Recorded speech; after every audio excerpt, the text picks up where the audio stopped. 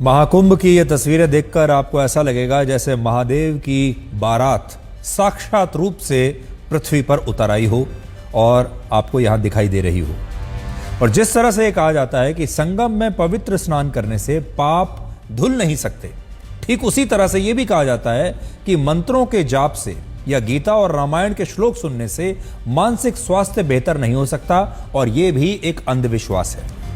लेकिन अब एक नई रिसर्च से यह बात साबित हो गई है कि संस्कृत भाषा के श्लोक मस्तिष्क के विभिन्न हिस्सों को जागृत करते हैं और इनसे मानसिक बीमारियां भी दूर हो सकती हैं। और यह study centre of biomedical research ने की है, और इसमें यह बताया गया है कि जब कोई व्यक्ति गीता, रामायण या वैदिक श्लोक सुनता है तो इससे मस्तिष्क के वो हिस्से सक्रिय हो जाते हैं जो संगीत सुनते समय या किसी नए चित्र को देखते समय सक्रिय होते हैं। इस रिसर्च में MRI स्कैन की मदद भी ली गई है, जिससे यह पता चला कि श्लोक सुनते समय मस्तिष्क न सिर्फ सकारात्मक रूप से सक्रिय होता है, बल्कि ये लोगों को डिप्रेशन और एंजाइटी से भी बचा सकता है। इसका वैज्ञानिक आधार मस्तिष्क के काम करने की शैली से जुड़ा हुआ है। हमारे मस्तिष्क के दो प्रमुख हिस्से होते हैं, एक को डिफॉल्ट मोड नेटवर्क कहते हैं और दूसरे को अटेंशन मोड नेटवर्क कहते हैं। जब कोई व्यक्ति भविष्य की चिंता में डूबा होता है, तब यह चिंता मस्तिष्क के डिफॉल्ट मोड नेटवर्क को सक्रिय कर देती है। इसके सक्रिय होने से आपके मन में बुरे और नकारात्मक विचार आते हैं, आपकी चिंता बढ़ जाती है, आपका तनाव भी बढ़ने लगता है, जिसे आप टेंशन कहते हैं। लेकिन जैसे ही आप रामायण, गीता या वैदिक श्लोक को सुनते हैं तो आपके मस्तिष्क में डिफॉल्ट मोड नेटवर्क की गतिविधियां कम होने लगती हैं और इसके स्थान पर अटेंशन मोड नेटवर्क ज्यादा मजबूत हो जाता है। ऐसी स्थिति में आपके जो विचार हैं वो एक शाखा से दूसरी शाखा पर कूदना बंद कर देते हैं, और श्लोक सुनते समय मस्तिष्क चिंता और तनाव से मुक्त होने लगता है। लेकिन दुख की बात यह है कि जिन श्लोक और मंत्रों का अध्यात्म के साथ वैज्ञानिक आधार भी है, उन मंत्रों को हमारे ही देश के कुछ लोग मजाक समझते हैं और वो इसे अंधविश्वास मानते हैं कि श्लोक या मंत्रों का जाप करने से मानसिक बीमारियां भी दूर हो सकती हैं, मानसिक शांति भी आपको प्राप्त हो सकती है।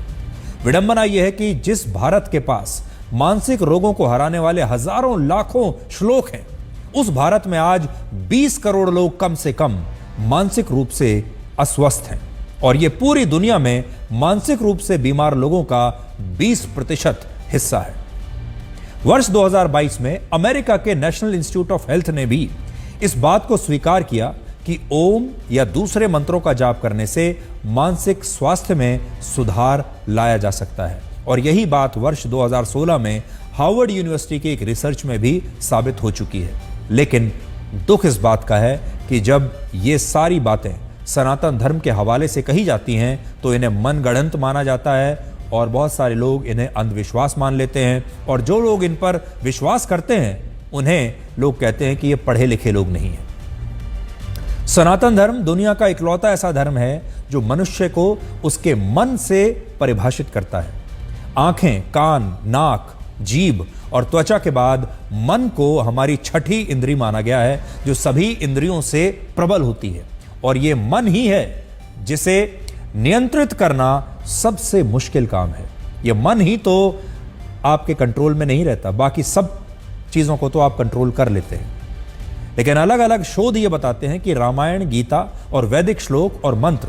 मन को मस्तिष्क के साथ सकारात्मक और शांत रखने में बहुत उपयोगी है। और इसीलिए आज हम आपसे एक बार फिर ये कहेंगे कि सनातन धर्म को अंधविश्वास से जोड़ना अज्ञानता है, और इस अज्ञानता को फैलाने वाले लोगों से आपको बचकर रहना चाहिए और सावधान रहना चाहिए।